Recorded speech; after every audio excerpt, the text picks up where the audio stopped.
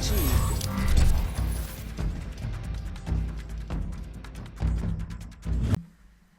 Welcome back to Kamikaze Overdrive MMA Predictions. As always, I am your host, Scott Johnson, and on this edition of the show, we're going to be taking a look at UFC 148, Silva versus Sonnen 2, which will go down live on July 7, 2012 from the MGM Grand Garden Arena in Las Vegas, Nevada. Headlining this event is the much-anticipated rematch for the middleweight title with the middleweight kingpin, Anderson the Spider Silva, taking on the very boisterous Chael Sonnen. We know it went down at the original match at UFC 117. I predicted that fight. I took Sonnen to win the matchup. He nearly pulled it off, getting stopped via submission in the waning moments of the fifth round. Excellent fight, and I expect this one will be just as good. And we'll get to my predictions in a very short period of time. Before we get there, as always, thank you very much to all of my sponsors, MMABettingOdds.com, CouchFighter.co, MMACrips.com, and basically any of the other sites like Bloody Elbow that host and post my videos and allow me to post there. Thank you very much for the opportunity to get the word out.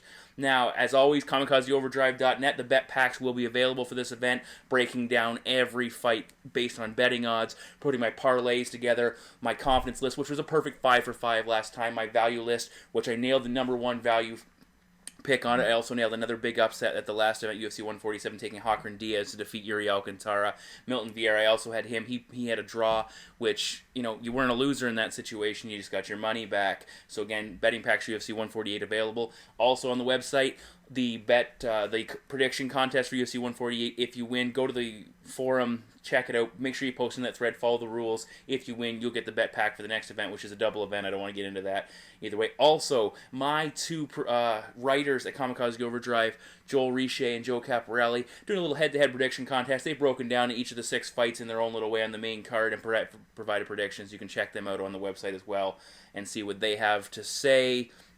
I think that's enough for me at this point in time. Coming off one heck of a run, I went between the last 2 events. I went 13-4-1. It was big time, very fantastic last weekend, and I'm hoping to keep this rolling with UFC 148. And, you know, let's get her started. Time for the first prediction.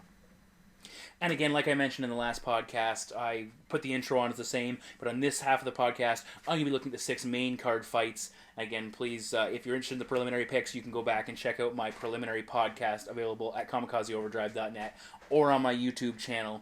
And you can see who I picked for the prelims. And again, these picks are for the main card only. So let's get to my first prediction. Now we move to the main card. We have 6 fights on the main card. We're going to start at the bantamweight division as Ivan the Pride of El Salvador, Menjivar, 24-8-0, takes on Mike the Hulk Easton, 12-1. A big fight in the bantamweight division. The winner of this takes a huge step towards a potential title shot, especially with Dominic Cruz out. They're looking for contenders. The winner of this fight will be right in the mix. Looking quickly at Menjivar, the guy is a veteran. He's well-rounded. 9 wins by knockout, 9 wins by sub, and 6 wins by decision. Mike Easton, not quite as much experience. Majority of his fights he's won by decision, being 6. Menjivar comes into this fight 4-1 in his last 5. Easton 5-0, so both these guys is on the rise.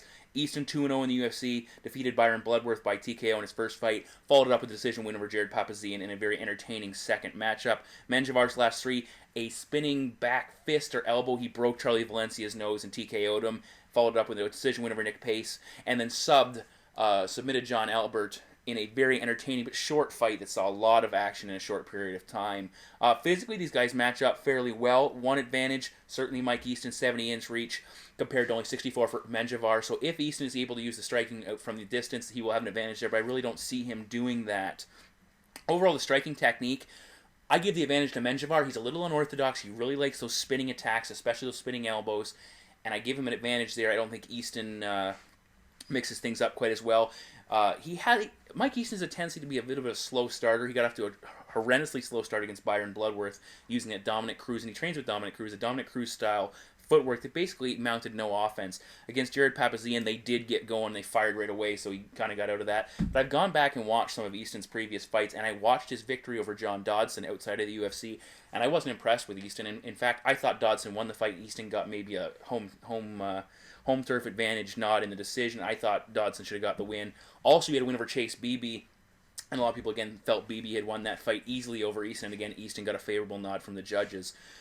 So, big question mark there. I think this is a big test for Mike Easton. He's never faced anybody like Ivan Menjivar who's going to stand right in front of him and bang. And Menjivar's been in there with George St. Pierre, Uriah Faber, Brad Pickett. The guys, I don't think Easton's going to throw anything at Menjivar that Ivan has not seen yet. Comparing some of the big numbers, Easton, big time, 4.66 strikes per minute, so he throws a lot. Menjivar, not exactly a slouch in that category either, landing 3.52.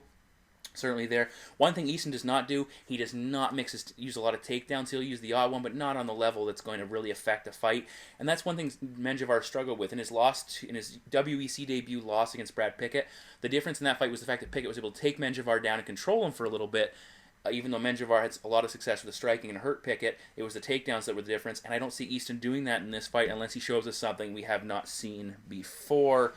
As I said, Menjivar likes to use those spinning attacks. He has an excellent clinch work. He really uses the elbows in tight and can do a lot of damage. That fight with Prince John Albert was very intense, high pace, and it was an excellent fight. Menjivar, showed a little, he faded a little bit, but he rebounded nicely and eventually got the submission. Mike Easton has heavy leg kicks. He does a lot of damage with that. He does an excellent job. He stopped Byron Bloodworth with some knees from the clinch, both to the body and the head. And this is going to be an excellent matchup, certainly a fight of the night candidate. And overall, I think Menjivar has the skills to hurt Mike Easton with his striking. And I think Easton will, this is a big step up in competition, and I think he's going to be a little bit shell-shocked when Menjivar starts unloading on him and doesn't back down. Menjivar's not the type of guy to be intimidated. So I'm going to take Ivan Menjivar to defeat Mike Easton. I think he's actually going to stop him, so I'm going to take Menjivar by TKO. We move now to the UFC's featherweight division as former title challenger 11-1-0 Chad Mendes takes on 13-2-0 Cody McKenzie. And yes, their records are the same, but this fight has a lot of people scratching their head with Sean Shelby, the lighter-weight matchmaker, as Mendes is only one fight removed from fighting for the title. Cody McKenzie, he's 2-2 in the UFC and certainly done a lot better than most people expected coming off the Ultimate Fighter, but I don't think he's on that level yet to face Chad Mendes. Taking quickly a look, he is coming off a submission win in his last fight. Prior to that, he had 2 submission losses to Yves Edwards and Wagner Hosha. Mendes lost to Jose Aldo. Prior to that, he defeated via decisions both Hanayaya and Michihiro Omagawa. Statistically, looking at some of the physical matchups, McKenzie 6 feet tall compared to only 5'6" for Mendes, and he's going to have a 6-inch reach advantage. So if McKenzie keeps it standing, he could use that length to batter Mendes. But I don't think Cody has the striking advantage here. I'm not a big fan of Cody's striking. He has switched to the Cesar Gracie fight team with the Diaz's out there, and we'll be working on using that length. And those are perfect guys to help him to fight a style that works with his body shape. But overall, I think Mendes just simply has too many advantages. Striking advantage, cardio, striking power, speed, obviously the wrestling. McKenzie, I give him the nod on the submissions because he has 12 wins by submission, and we all know what he's about with that McKenzie team. 11 of his 12 submission wins have come by that maneuver, which is his modified signature guillotine. But the big thing I look at is he's taking on Chad Mendes, who's a Team Alpha Male member, and they're also known for using the guillotine, and he's fought guys, trained with guys like Uriah Faber and like Joseph Benavidez, and Mendes has had his neck squeezed so many times. He should be able to deal with Cody McKenzie both if he were to potentially get locked in that, or on the other hand, if McKenzie, just to avoid the possibility of that getting set up, he should be well versed in dealing with the guillotine. Mendes averages 4.93 takedowns per fight, 57% takedown accuracy, and he's never been taken down on his own. So if McKenzie's going to submit him, he's going to need to wait till Mendes takes him down. Overall, Mendes has fought better grapplers. He's fought Michihiro Omagawa, Hanayaya, Javier Vasquez, Cub Swanson. All these guys are very versed grapplers, and he still uses wrestling to take them down. We saw against Yaya, he basically took him down and then made him stand back up and box with him. I think we're going to see a very similar approach here. And I think Mendes, who's not known for his finishing ability, but I've seen some stuff with McKenzie, he has a tendency to fold up shop a little bit if guys, start putting the hurt on him, like you saw with Nam Pham on The Ultimate Fighter, and I think Mendes has the power. So I'm going to take Chad Mendes to defeat Cody McKenzie, and I'm going to take Mendes to win this fight by TKO. We take a jump to the UFC's welterweight divisions. The stun gun, Dong Young Kim, 15-1-1, welcomes Demian Maia, 15-4-0. Maia making his welterweight debut, dropping down. Kim 4-1 his last 5 fights. He's coming off a decision win over Sean Pearson. Prior to that, he suffered his only loss of his career, a knockout to the defeat to the now interim welterweight champion Carlos Condit. Prior to that, victory over Nate Diaz by decision. Demian Maia, a loss against Chris Weidman, a win in between against Jorge Santiago, and then losing to Mark Munoz, all by decision. So Maia, we all know what he's all about. 8 wins by submission, very impressive in that sense. He's a BJJ black belt, fantastic on the mat. And if he gets the fight to the ground, he certainly has the ability to end this fight.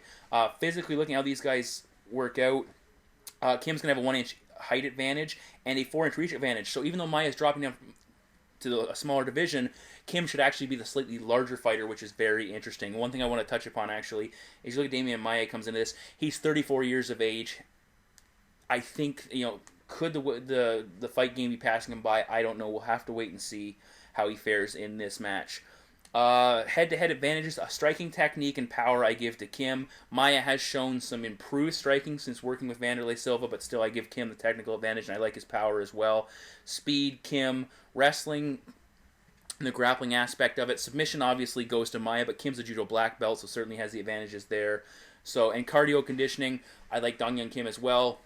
Maia had some conditioning issues against Chris Weidman in his last fight, and certainly had he had better conditioning, he probably wins that fight because Weidman faded. But Maia was equally as tired and could not take advantage of it, which is certainly a disappointing aspect. Dong-Hyun Kim, big number stands out to me. Takedown defense, 82%, so the guy's very difficult to take down. Now, he averages 3.48 takedowns of his own per fight, but he's going to need to be careful against Maia. He does not want to give him the opportunities to go on the mat, because Maia, not a big takedown guy, 29% accuracy rate, so definitely not anywhere that impressive compared to other grapplers. As I said, he's a third-degree black belt, so if the fight goes to the ground, we know what Maia is all about. Dong-Hyun Kim is a black belt in judo, and we've seen how effective judo can be at defending against grapplers and guys looking for takedowns. Go back to Yoshihiro Akiyama's ability to thwart Jake Shields every time he tried to put him on his back. That was very impressive as far as I was concerned, even though Akiyama lost that fight. So judo will be a key to Kim's ability to keeping this fight vertical if he's able to. As I said, Maia, he's become very striking based. Against Weidman, he barely attempted any takedowns, and he looked to stand and strike with him, and his striking is really not that solid. So that's a concern. Also making the welterweight debut, is the weight cut going to be too much for him? How long can he fight before he starts to slow down in this, and that's a big concern. And another thing with Maia, submissions. He has no subs since he submitted Ryan Jensen back at UFC 77 in October 2007. So I've heard him talk in the media that he's looking for a submission in this fight and he wants to get back on track. But, I've heard that before. We'll have to wait and see how that comes out. Basically, this fight comes down to is if Dong-Hyun Kim keeps it standing, he has the technical advantage. He should be able to stop Demian, or he should be able to outstrike Demian Maia. I don't think stop him, but he should be able to outstrike him and get the better of the standing. Kim's cardio is not A1, is not the best either, but I think he'll hold out longer than Maia, and as Maia slows down, I think Kim will get the best of him in that situation. And we've seen Demian Maia, his biggest issues have been with guys who can deal with his grappling, like guys like Mark Munoz and Chris Weidman.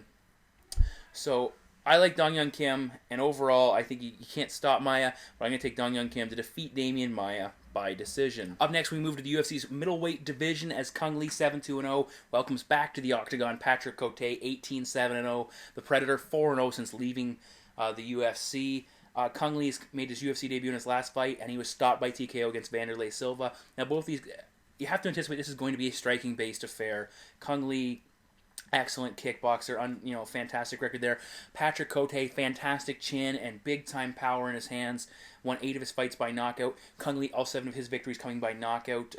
One thing you got to look at is Cung Le's lost 2 of his last 3 fights. I said he got stopped via TKO against Wanderlei Silva. Prior to that, in his final Strikeforce appearance, he defeated Scott Smith by KO, and that was a rematch after he suffered his first career loss to Scott Smith by knockout, flash knockout. So again, you got to wonder where is his chin at. One big thing, age. Cung Le, 40 years of age. You have to assume he's at the end of his mixed martial arts career, and it's unfortunate because it seems like he came to the sport a little late. He's got a blue belt in BJJ. He's got that Sanshu kickboxing background, college wrestling, black belt in Taekwondo. This guy's got all the accreditations. His father time's caught up with him, and unfortunately, it's a tough, very few people can pull the Randy Couture and compete at a high level deep into, that beyond 40 years of age. Physically, Cote's going to have a 5-inch reach advantage, which normally is significant, but because Cung Le uses so many kicks, he can use that attack to cut that reach advantage down, which is a benefit, but at the same time, Cung Le's conditioning is not at the top level. And when you use a kick-heavy arsenal, that really drains a fighter's ability to continue that for the entire fight. It's not an efficient way to attack. Joe Rogan pointed out in the last match, throwing some of these crazy spinning kicks, the heel kicks and everything else, the wheel kicks, everything else he attempts, really can drain a fighter's cardio. And we saw that he looked good against Wanderlei Silva early, but as he slowed down and Wanderlei was able to catch up to him and swarm him, eventually Wanderlei overtook him and stopped him via TKO, and that's a huge concern. Fight metric, looking at that. Cung Lee, 4.93 strikes landed per minute. That's a very impressive number. Patrick Côté nowhere near that number, landing 2.04, which is, not on that level. But the big thing I look at here is Cote has a granite chin, and he's got significant power in his right hand. He does a nice job of not getting overwhelmed, circling the wave. He's very calm in the cage. The guy's got big fight experience. He's fought Tito Ortiz. He's fought Anderson Silva. He's only been knocked out once, and that was the Anderson Silva fight, and that wasn't. It goes down as a TKO. That was a leg injury he suffered and couldn't continue. So certainly a fantastic chin. Cung Lee's chin is questionable. His cardio is questionable, and that's what this fight really comes down to. Look for Cung Lee to look good early, but as he slows down, and I don't think he can stop Patrick Cote unless he really catches one of those kicks. But as he slows down and Patrick Cote starts to put the pressure on, I expect him to overwhelm, walk through whatever Cung Lee brings, and start putting hands on Lee's chin, and eventually it'll bring about the end of the fight. So my prediction is Patrick Cote to defeat Cung Lee by TKO. We head now to the co-main event of the evening in the light heavyweight division, which will be the final fight in a trilogy and also the final fight in a UFC Hall of Famer's career, as Tito Ortiz, formerly the Huntington Beach Bad Boy, now the People's Champion, 17-10-1, enters this fight taking on Forrest Griffin, 18-7-0. Prior to the fight, Tito Ortiz will be well-deserved. He'll be inducted into the Hall of Fame, the UFC's Hall of Fame, so he certainly will be emotionally charged. He said this is his last fight. Interestingly enough, Forrest Griffin has also hinted about retirement, and he made a statement if he loses to Tito, he could retire from life, and obviously, the UFC, but again, we'll have to wait and see how that plays out. Looking at the first two fights, the series is 1-1, both guys winning split decisions. I think Forrest arguably could have won the first one as well, so he could have been up 2-0 in the series. Either way, it's 1-1, and this makes for a very interesting final matchup. Looking at Ortiz, he's coming off back-to-back losses, both by TKO to Little Nog and Rashad Evans. Prior to that, he resurrected his career briefly anyway by defeating Ryan Bader via submission. Forrest Griffin was knocked out by Shogun in his last fight 11 months ago at UFC 134. He had back-to-back wins, or at least wins over Rich Franklin and Tito Ortiz before that, so he definitely was coming along. Big physical advantage. Not huge. Griffin will have a 3-inch reach advantage. Head-to-head, I give cardio advantage to Griffin. Striking technique to Forrest. Striking power, I might give it to Ortiz. Griffin, not known for his big knockout power. Wrestling, obviously. Tito with that power double. Very difficult guy to keep off you. But again, age could be catching up. He's 37 years old coming into this fight. Takedown accuracy, Tito Ortiz, 35%. So not exactly an overwhelming number. Well, takedown percent for Forrest, 50, or takedown defense, 58%. That was really the difference in the last two fights, as Tito was able to get the takedowns on Forrest Griffin, but as the fight pressed on, he just simply was not able to, which is a huge concern. Forrest is very good off his back, but again, most judges do not see a fighter winning a matchup when they're on their back, and that's what Tito was able to do. And Tito has some of the best ground and pound from a guard you'll see, or at least used to, and he's able to take advantage of that. Big question with Tito. Earlier in his career, the guy had a great chin and was known for taking damage. Not so much recently, and not a glass chin, but a glass body. Against Rashad Evans, Evans nailed him with a beautiful knee to the chest area when he had Tito down, and it hurt him and eventually covered up and led to the stoppage. Heading into the Little Nog fight, I talked about his glass body and Nog's use of knees, and what happens? Nogueira hits a knee to the body, drops Tito, he eventually stops him with some ground and pound, and he mixes it up nice, attacking the head, attacking the body. At the end of that fight, Tito was grabbing his midsection and just, in a lot of pain. And that's something I look for in this fight. We saw a little bit in the last fight with Forrest Griffin, mixing things up, throwing a couple body kicks, attacking the body with some body shots, some punches to the body, and I think that's going to be a huge situation here. I think Forrest has the ability to stop Tito Ortiz if he can tag him. He should be able to outstrike him. He has a reach advantage. He has a speed advantage, certainly. And I think we're going to see a fired-up Forrest Griffin, an emotionally charged Tito Ortiz. It should be a good matchup. As I said, final fight for Tito Ortiz. If Tito's going to win this fight, he's going to need to get Forrest down and keep him down with regularity. He might be able to do it early, but I do not see him stopping Forrest. Even though Griffin has seemed a little bit less focused in his last fight and got stopped very quick by Shogun, I don't think Tito has those capabilities. And I think as the fight wears on, I think Forrest will take things over, use his kicks, because we saw what he can do against Rampage. All right, here we go for the main event of the evening, the UFC's middleweight title beyond line in one of the most anticipated rematches of all time is Anderson the Spider Silva, the reigning champion, 29-4-0, with 14 consecutive wins, undefeated inside the UFC's octagon, takes on Chael Sonnen, 28-11-1.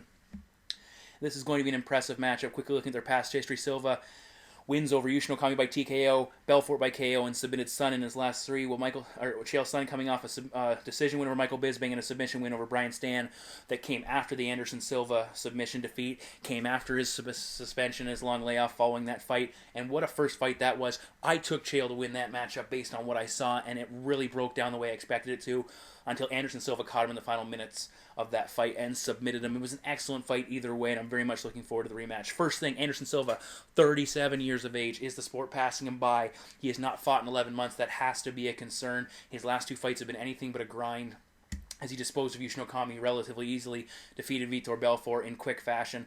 You have to go all the way back to 2010 when he faced Chael Sonnen for his last real pressure push, heart-testing matchup. Now, of course, there's all kinds of talk in that fight. Was Anderson hurt? And I rewatched that fight twice in preparation for this. I would say something was wrong with Anderson. He did not look nearly as fluid. He didn't have the movement that he had in the Belfort or the Okami matches or the fights before. And I think that certainly gave Chael the opportunity to set up his takedowns and get the better of Anderson in the striking situations. Basically, Chael beat the brakes off him for almost 5 full rounds, got the better of him. And people are saying, but it was a fluke. TRT helped Chael Sonnen out in that situation. The injury took Anderson Silva down, and that set up the circumstances we had. Well, we're certainly going to find out which is the case here. As I said, Anderson Silva coming off that Yushin Okami win, that was a loss by DQ. He had suffered earlier, so he got that one off the shelf, and he certainly would like to beat Chael more definitively in this fight and say, hey, I've beat him too, he can go away. So it's very interesting in that sense. Head-to-head advantages, cardio, Chael Sonnen all day. He can go for, seems to be able to go for a long time. Didn't look that case in the Michael Bisping fight, but it was clear he had a bad weight cut. I expect him to be an excellent shape for this fight. Striking technique, obviously Anderson Silva. Striking power, Anderson Silva. Speed, Anderson Silva. The guy's unbelievable in what he can do. Wrestling goes to the Olympic alternate, the NCAA competitor, Chael Sonnen. No questions there. Submissions, obviously Anderson Silva, because Chael Sonnen, 8 of his 11 career losses by submission. He has major problems with that, and we'll talk about that briefly. Strength, I'll give it to Chael in that situation as well. Looking at the fight metric stats, Anderson Silva, 68% striking accuracy rate, unbelievable. He lands a ton of strikes. When he throws strikes, he lands them most scenarios. 3.18 strikes per minute. The guy has 69% takedown defense, but he's facing the one guy who's been able to put him on his back with relative ease. He put Anderson Silva down several times. Chael averages 4.1 takedowns per fight. 62% of the time he's able to complete them, which is very impressive. And he's an active fighter when he gets on top, landing a lot of strikes. He stays very busy, so the referee's not going to shuck him off. As I said, Anderson, another thing, Chael, major chin. He's only been stopped in the past by, I believe it was cuts. The guy's got an excellent chin. Very hard to stop out. Anderson will put that to the test as Chael steps forward. And one thing Chael does, he brings constant pressure. He sets his takedowns up, and he's got that beautiful power double. He just drives through his opponent and puts him on the mat. We saw it time and time again against Anderson. Guys like Dan Henderson, Yushin Okami, both good grapplers. They tried to fight Silva in the clinch. Very bad, big-time mistake. We saw how effective Anderson Silva is in the clinch. He's a very strong guy in that position. But Chael, nothing like that. He's power double. He's drive you into that cage and put your butt on the mat and keep you there. Of course, that submission that he suffered against Anderson Silva, he allowed his body to slide way down in Anderson's guard, which is a huge mistake. Allowed the legs to creep up, and he allowed Anderson to control his wrist, which, again, big problem, and I expect him to work on that. He's working with Vinny Magalesh in an attempt to prepare himself to fight the BJJ game, because Chael, his MO in this fight is put Anderson on his back. And that's a big thing we're looking at here. The Michael Bisping fight, he didn't look as great, but they said he had a bad weight cut, like I mentioned before, and that's something a concern, certainly, if he struggles, but I think it won't be the case here. In the first fight, he attempted 7 takedowns against Anderson Silva. He only landed 3, but they were effective, and he kept them there. He threw 434 strikes, of which he landed 320. Most of those were, some of them just little pitter-patter shots that, again, forced the referee to maintain the position on the mat and not stand them up, and that's what he's looking for. Now, again, people are talking about Anderson Silva. Okay, he was hurt in that fight, but I want to go back to his matchup with Travis Lutter. Travis Lutter completed, I wrote this down, I believe it was 3 takedowns in that fight. And he had a lot of success getting low and driving into Anderson and taking him off his feet and keeping him down until Anderson caught him in that triangle off his back. Lutter basically won the first round, was on the verge of winning the second round. And Lutter's conditioning was poor, but he's able to control him there. So certainly, it's not like Anderson has perfect takedown defense, and Lutter exposed that there. We saw Dan Henderson for the first round put Anderson on his back and keep him down for the duration. So certainly, people are capable of putting Anderson Silva on his back. And I think that's what Chael's going to look to do. A lot of people are saying Anderson wins this fight hands down. He'll keep the fight standing, and eventually he will stop Chael. You can never say Anderson Silva's not going to knock somebody out because it's Anderson Silva. We've seen what he's done in the past to guys like Chris Lieben and Vitor Belfort and these other very good strikers with solid chins. Either way, It's going to be an excellent matchup, highly anticipated, will not disappoint. I think, again, it's going to be the pressure of Chael in the wrestling that makes the difference. He does not give Anderson Silva that waiting out period that Anderson likes early, where he sizes guys up. Chael's right in your face. He brings constant pressure. He's going to put Anderson on his back. Can he avoid the submission? I think he will in this scenario. He's learned from his mistakes. He's not going to allow Anderson to control his wrists. He's going to keep high in Anderson's guard. Anderson likes to use the triangle from the bottom to kind of hold people in place. But Chael does a nice job of basically burying his head in Anderson's chest and throwing shots over the top to break guys up.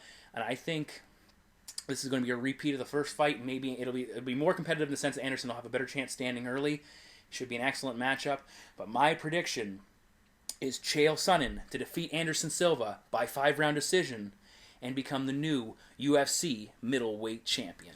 So those are my predictions for UFC 148. I'll keep this quick simply because there was a lot of predictions. As always, my betting packs are available at KamikazeOverdrive.net. They nailed a lot in that last fight. I've got some upset picks available. I got my confidence lists. There are certainly fights that I predicted. I like some guys more than others, and I'll tell you if you buy my betting pack who those are and who I think you should put your money on. And of course, I'll break things down based on the betting odds and where the value lies, because sometimes there's guys that I'll pick to win, and I say, well, the value's not there. Don't invest in him. Maybe take his opponent in an upset on a singles bet. Either way, check it out. Certainly worth the look. Lots of great information. Again, thank you for all those people who purchased the betting packs last show.